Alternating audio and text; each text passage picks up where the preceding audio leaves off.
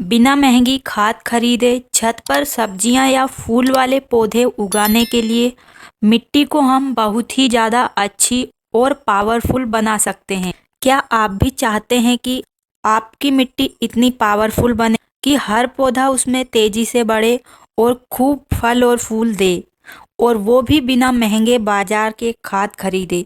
आज के इस वीडियो में मैं आपको दिखाऊंगी कि घर पर रखी हुई नॉर्मल चीज़ों से कैसे हम मिट्टी को तैयार कर सकते हैं और बहुत ही उर्वरक उसे बना सकते हैं, ताकि उसमें सब्जियां और पौधे शानदार उगे। पूरा वीडियो ध्यान से देखिए, क्योंकि मैं आपको हर स्टेप डिटेल में समझाने वाली हूँ। तो मेरा नाम है उर्मिला। आपका स्वागत है हमारे YouTube channel village terrace garden में, जहाँ पर मैं आपको बताती हूँ कम बजट में छत पर ढेर सारी सब्जियाँ उगाने के आसान तरीके। तो अगर आप पहली बार हमारे वीडियो देख रहे हैं तो चैनल को सब्सक्राइब करें और वीडियो को लाइक करें, ऐसी ही और वीडियो आगे देखने के लिए। तो आप जो भी मेरे छत पर ये पौधे देख रहे हैं, इनमें मैंने अभी तक कोई भी बाजार की खाद, वर्मी कंपोस्ट या नीम खली, इस तरीके की कोई भी खाद इसमें नहीं मिलाई है। घर पर ही बिल्कुल फ्री में हमें मिलने वाली चीज़ों से ही मैंने मिट्टी तैयार करके उनमें पौधे लगाए हैं, और देखिए कितने अच्छे पौधे उग रहे हैं और इनमें ढेर सारी सब्जियां भी लग रही है। तो पौधे की अच्छी ग्रोथ मिट्टी पर निर्भर करती है। चाहे पौधे को बीच में कोई खाद मिले या ना मिले, लेकिन मिट्टी अच्छी होना ज़रूरी है। अगर हमारी मिट्टी अच्छी होगी तो बिना देखभाल में भी हमारे पौधे में सब्जियां भी लगेगी और फूल भी लगेंगे। तो चलिए अब मैं आपको दिखाती हूँ कि मैं आखिरकार मिट्टी किस तरीके से तैयार करती हूँ। तो देखिए, ये है हमारी मिट्टी। तो ये मिट्टी खेत की है, जो कि इस तरीके से पत्थर के जैसे है और बहुत ही कड़क है। अगर हम इस मिट्टी में डायरेक्ट पौधे लगाएंगे तो हमारे पौधे अच्छे से नहीं चलेंगे। खेत में तो ज़्यादा जगह होती है, इसलिए पौधे चल जाते हैं, समय समय पर उनमें बहुत सारे खाद भी डाले जाते हैं। लेकिन गमले में जो हम मिट्टी भरते हैं वो हमें बहुत ही अच्छी बनाना होती है, बारीक बनाना होती है। तो ये हमारे पौधों के लिए उतनी अच्छी नहीं है। लेकिन अब देखिए, ये मेरे गार्डन की मिट्टी है। तो ये मिट्टी भी पहले ऐसी ही थी, लेकिन मैंने इसे घर की चीज़ों से तैयार किया है। इसमें ढेर सारी चीज़ें मिलाई हैं, खाद मिलाया है, जो कि हमारे घर पर आसानी से हमें मिल जाता है।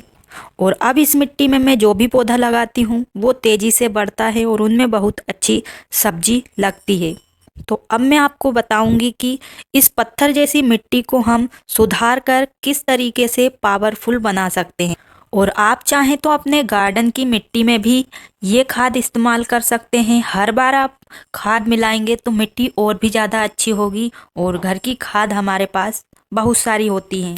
सबसे पहले हमें इस मिट्टी में से बारीक मिट्टी को अलग कर लेना है। अगर बड़ी वाली मिट्टी है तो आप उसे तोड़कर अच्छे से बारीक कर लीजिए। तो सबसे पहले अब हमें मिट्टी में गोबर की खाद मिलाना है। अगर आपके पास गोबर की खाद है तो जितनी आपने मिट्टी ली है उतनी ही मात्रा में हमें गोबर की खाद को मिलाना है। अगर आपके पास इतनी खाद नहीं है तो आप अपने गार्डन की पुरानी मिट्टी का इस्तेमाल भी कर सकते हैं, क्योंकि इस मिट्टी में वो हर एक खाद है जो हमारे पौधे को ज़रूरत होती है। ऐसा इसलिए क्योंकि जब भी मैं अपने ग्रो बैग को भरती हूँ तो नीचे इस प्रकार से ढेर सारा कचरा भरती हूँ। जो भी हमारे घर से सब्जियों के छिलके, फल फूल, जो भी पेड़ पौधे के पत्ते सूख जाते हैं, उनको भी मैं इसी में भरती हूँ। तो इस ग्रो बैग में मैंने इसी तरीके से आधा मैंने वेस्ट मटेरियल डाला था, आधी मैंने इसमें मिट्टी डाली थी। और इस तरीके से हम पौधे भी ऊपर ग्रो बैग में लगा सकते हैं, साथ में हमारा नीचे खाद भी बन जाता है। तो देखिए कितना अच्छा खाद है। अगर हम इस मिट्टी में कोई और खाद ऐड नहीं करते हैं और पौधे लगा देते हैं, तब भी हमारा पौधा आराम से चल जाएगा। और जो आप गमले या ग्रो बैग की मिट्टी ले रहे हैं, ध्यान रखें कि उस मिट्टी को आप पहले 1-2 दिन अच्छे से धूप में सुखा लें और जो भी मिट्टी में पिछले पौधे की जड़ हैं, पत्तियां हैं सूखी, उन सभी को हटा लें। अगर आप मेरी तरह किचन वेस्ट से ग्रो बैग में ही खाद बनाते हैं तो उनमें से भी बहुत सारी चीज़ें ऐसी होती हैं जिनका खाद नहीं बन पाता है, तो उन्हें आप निकाल लीजिए और मिट्टी को 1-2 दिन अच्छे से धूप में सूखने दीजिए। जिससे क्या होगा कि जो भी हमारी मिट्टी में फंगस होगा तो वो धूप के कारण खत्म हो जाएगा और हमारी मिट्टी बहुत ही अच्छी हो जाएगी, और जिससे हमारी नई मिट्टी में फंगस लगने का खतरा भी खत्म हो जाएगा। फिर हम उसमें पौधे लगाएंगे तो वो बीमारी हमारे पौधे में नहीं लगेगी। तो इस तरीके से मिट्टी या खाद मिलाकर हमें अच्छे से मिट्टी और खाद को या पुरानी मिट्टी को अच्छे से मिक्स कर लेना है। और अब हम इस मिट्टी में मिलाएंगे वो खाद जो हमारे घर पर बहुत ही आसानी से हमें मिल जाती है। तो सबसे पहले हम मिट्टी में मिलाएंगे, में चूना डालेंगे। चूना मिट्टी का पीएच बैलेंस सही करता है और मिट्टी की जड़ों को मजबूत बनाता है, और जो भी हमारी मिट्टी में बीमारी है उनको ये खत्म कर देता है। और अगर हम चूना मिलाएंगे तो हमारे पौधे में फल और फूल ना आने का कारण भी खत्म हो जाता है। तो जब हमारे पौधे में फूल नहीं आते हैं और फल नहीं आते हैं तो हम चूना का ही इस्तेमाल करते हैं, लिक्विड फर्टिलाइज़र बनाकर पौधे में डालते हैं, जिससे पौधे की ग्रोथ तेज हो जाती है और उसमें अच्छी सब्जियां भी लगने लग जाती है। और ध्यान रखें कि चूना बहुत ज़्यादा नहीं मिलाना है, थोड़ा सा ही चूना हम मिला सकते हैं, यही हमारी इतनी सारी मिट्टी के लिए काफ़ी होता है। तो चूना आप खाने वाला इस्तेमाल कर सकते हैं। 1 रुपये का पाउच मिलता है जिसमें बहुत सारा चूना होता है। उस चूने से आप 3-4 गमले की मिट्टी को तैयार कर सकते हैं। इसके बाद और अब हम मिट्टी में राख डालेंगे। राख में पोटेशियम और कैल्शियम होता है जो पौधे को हेल्दी और मजबूत बनाते हैं।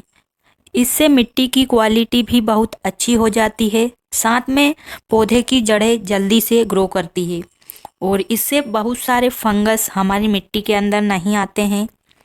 लेकिन ध्यान रखें, ज़्यादा राख डालने से भी नुकसान हो सकता है, तो बस थोड़ी सी ही राख मिलाएं। तो राख आप कोई सी भी ले सकते हैं, पत्तों की राख, लकड़ी की राख या कंडे की राख। कंडे की राख बहुत ही ज़्यादा अच्छी होती है। और अब हम मिलाएंगे इसमें चाय पत्ती।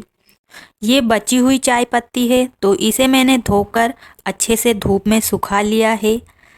और इसके बाद हम इसे मिट्टी में भी डाल सकते हैं या आप अपने पौधों में भी थोड़ी थोड़ी डाल सकते हैं। इससे पौधे में अगर फूल नहीं आ रहे होंगे तो 1-2 दिन में ही इसका रिजल्ट हमें देखने के लिए मिल जाता है और पौधे में बहुत सारे फूल आ जाते हैं। तो चाय पत्ती मिट्टी में नाइट्रोजन की मात्रा बढ़ाती है, जो पौधों की पत्तियों को हरा भरा और स्वस्थ बनाने में मदद करती है। तो चाय पत्ती को भी आप 1 चम्मच 1 गमले की मिट्टी में मिला सकते हैं। और इसके बाद हम मिलाएंगे इसमें हल्दी पाउडर। हल्दी पाउडर एक नेचुरल एंटीसेप्टिक है जो मिट्टी में मौजूद हानिकारक या और फंगस को खत्म करती है। इससे पौधे बहुत ही अच्छे रहते हैं और बीमारी से भी बच जाते हैं। अगर आपके गमले और ग्रो बैग में बहुत सारी चींटियाँ हो रही है, लाल या काली, तो आप हल्दी पाउडर को मिट्टी के ऊपर से भी डाल सकते हैं या मिट्टी जब बनाएं तब मिलाएं, जिससे कि कभी भी आपके गमले या ग्रो बैग में चींटियाँ नहीं लगेगी। तो अब मैं मिला रही हूँ इसमें ये सूखे हुए पत्ते। ये नीम के सूखे हुए पत्ते हैं जो हमारी मिट्टी को कीड़ों से बचाते हैं और फंगस भी हमारी मिट्टी में नहीं लगता है अगर हम नीम के पत्तों को इस्तेमाल करेंगे। तो नीम के पत्ते कड़वे होते हैं, इसकी वजह से कोई भी बीमारी हमारी मिट्टी में नहीं लगती है।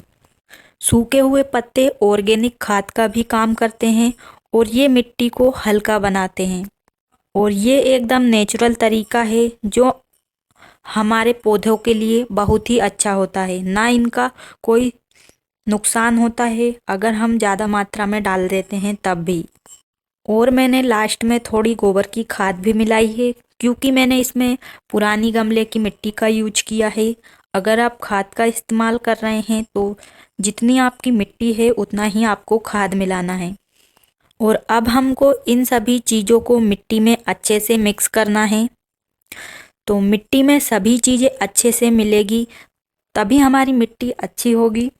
तो आपको इस तरीके से अच्छे से पूरी मिट्टी को उलट पुलट कर देना है ताकि सभी हमारी जो खाद है पूरी मिट्टी में अच्छे से मिल जाए।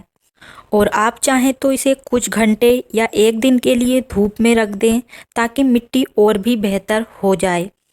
और जब भी हम एक बार ग्रो बैग में सब्जियां लगा देते हैं और जब ग्रो बैग में फिर से दूसरी सब्जी लगाने की बारी आती है तब हमें ग्रो बैग की मिट्टी को खाली करके एक दिन के लिए धूप में सुखाने के बाद उसमें ये सभी खाद हमको मिलाना ज़रूरी है। गोबर की खाद आप कम मिला सकते हैं क्योंकि अगर आप मेरी तरह किचन वेस्ट भरते हैं, सूखे हुए पत्ते भरते हैं ग्रो बैग में, तो उन सब का खाद बनकर आपकी मिट्टी में वैसे ही मिल जाएगा। अगर आप ऐसा नहीं करते हैं तो आप अलग से भी गोबर की खाद मिला सकते हैं। इस तरीके से बार बार अगर हम मिट्टी में ये सभी खाद मिलाएंगे तो हमारी मिट्टी बहुत ही अच्छी हो जाएगी और इसमें ढेर सारा खाद मिल जाएगा। तो देखिए इस मिट्टी में सभी खाद मिलने के बाद मिट्टी का कलर ही चेंज हो जाता है।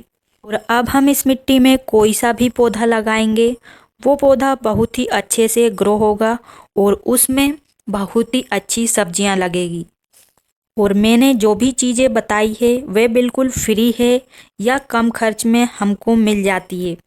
और इनमें से बहुत सारी चीज़ें तो हमारे घर पर ही होती है जिनका यूज हम आसान तरीके से और जितना चाहें उतना कर सकते हैं। और देखिए मेरे गार्डन के पौधे कितने स्वस्थ और हरे भरे हैं। तो ये सभी ग्रो बैग आप जो देख रहे हैं इनमें मैंने ये सब इसी तैयार की गई मिट्टी की वजह से हैं और ये एकदम बिना केयर में चल रहे हैं और कोई भी बाजार का खाद मैंने इसमें इस्तेमाल नहीं किया है, ना स्प्रे करने के लिए ना ही मिट्टी में डालने के लिए। और जो भी स्प्रे का खाद होता है वो भी मैं अपने घर पर ही बनाती हूँ। जो चीज़ें हमने मिट्टी में डाली है उन सभी का हम लिक्विड फर्टिलाइज़र बनाकर पौधों की जड़ों में दे सकते हैं और स्प्रे भी कर सकते हैं।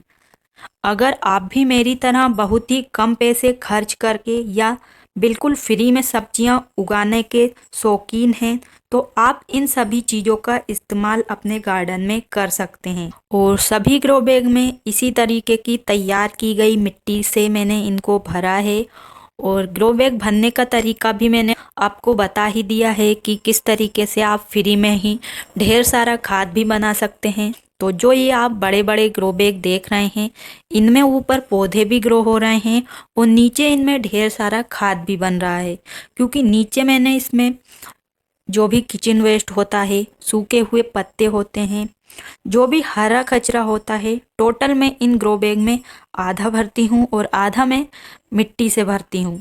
तो सभी ग्रो बैग में यही सब है और पौधे देखिए कितने अच्छे ग्रो हो रहे हैं। बाद में जब हम इन ग्रो बैग को खाली करेंगे तो इनमें से हमें ढेर सारा खाद मिलेगा, तो फिर हमें कोई ज़रूरत ही नहीं होती है बाहर का खाद मिलाने की। तो इस तरीके से आप भी अपने पौधों के लिए ऐसी मिट्टी तैयार करके उसे पौधे ज़रूर लगाएं। तो देखा आपने सिर्फ घर की चीज़ों से कैसे हम नॉर्मल मिट्टी को भी इतनी पावरफुल बना सकते हैं कि उसमें हर पौधा तेज़ी से बढ़े और शानदार फल फूल देगा। इस तरीके को आजमाने के बाद ना तो आपको महंगा खाद खरीदना पड़ेगा ना ही ज़्यादा मेहनत करनी होगी। तो उम्मीद है आपको आज की वीडियो पसंद आई होगी। अगर आपने अभी तक हमारे वीडियो को लाइक नहीं किया है तो वीडियो को ज़रूर लाइक करें और वीडियो को अपने दोस्तों और परिवार के साथ शेयर करें ताकि वो भी अपनी मिट्टी को इतना अच्छा बना सके। और हमारे चैनल को सब्सक्राइब करना भी ना भूलें क्योंकि मैं इस तरीके से छत पर सब्जियां उगाने से जुड़ी ऐसी ही आसान और काम की जानकारी आपके लिए लाती रहती हूं। तो आज के लिए बस इतना ही, मिलते हैं अगले वीडियो में। तब तक के लिए खुश रहिए और छत पर सब्जियां उगाते रहिए और अपने पौधों का ख्याल रखिए। तो आज के इस वीडियो में बस इतना ही और वीडियो को देखने के लिए आपका धन्यवाद।